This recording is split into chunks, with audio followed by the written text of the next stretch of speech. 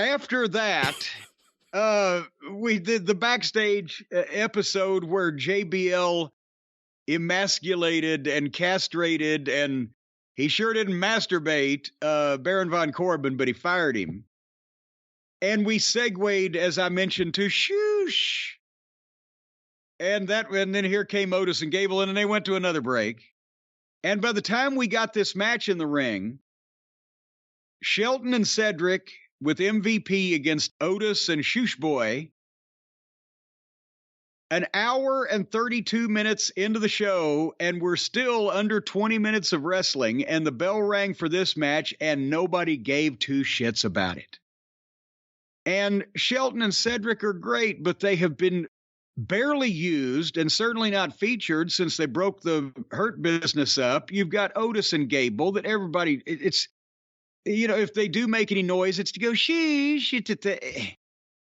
And I said, who are the heels here? Now, if Lashley's rejoining MVP and they're putting the Hurt Business back together, then why are Shelton and Cedric wrestling two fucking annoying goddamn comedy heels? And if the team that had the manager is the one that made the babyface comeback.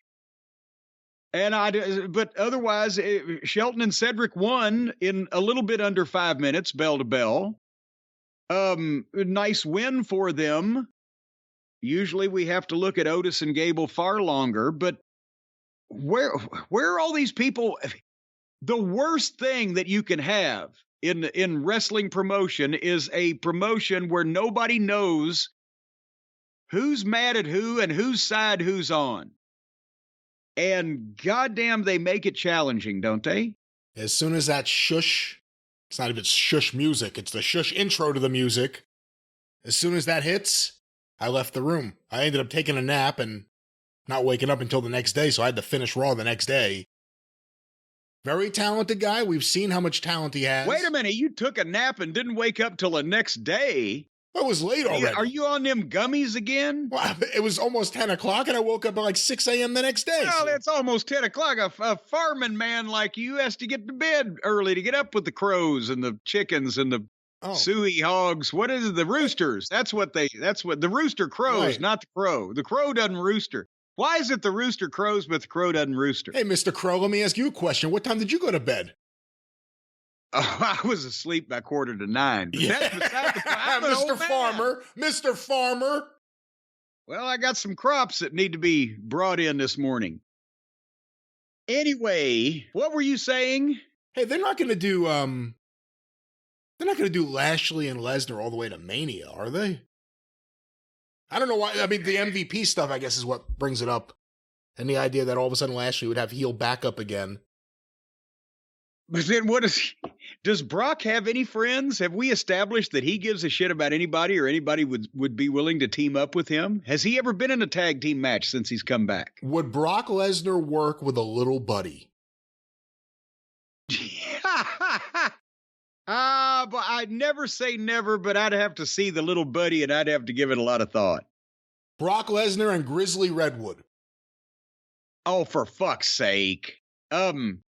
But now what about a mega main event of Brock and Lashley and Gunther, and who would fit into that category in some combination of a tag team match? That might be interesting if all those people were upset at each other at the same time, but it'd have to fit the Smash Mouth offense in. I don't think there's any way they main event one of the Mania shows with a tag team match. Well, no, I didn't say main event it for me. I just said that would be an intriguing match. Oh. Not necessarily that it might be there. You had that in mind. I don't know. If they're having Lashley and Brock in February, I don't think they're going to have it in March, but Brock's going to be, if he's there in February, he's going to be there in March. So. But if the next match, I don't know, again, I'm fantasy booking and I'm doing it with you, a great booker. How embarrassing this is for you. Oh, I thought you were going to say a subject of many of your fantasies. No, well, hey now, big boy. No, if the next match is when the Hurt Business officially reforms and helps out Lashley and kicks the shit out of Brock, I mean, it gives you some legs. I do like the idea of Brock having to go through Not necessarily go through, but just have to go to war against Shelton and Cedric to get to Lashley one more time.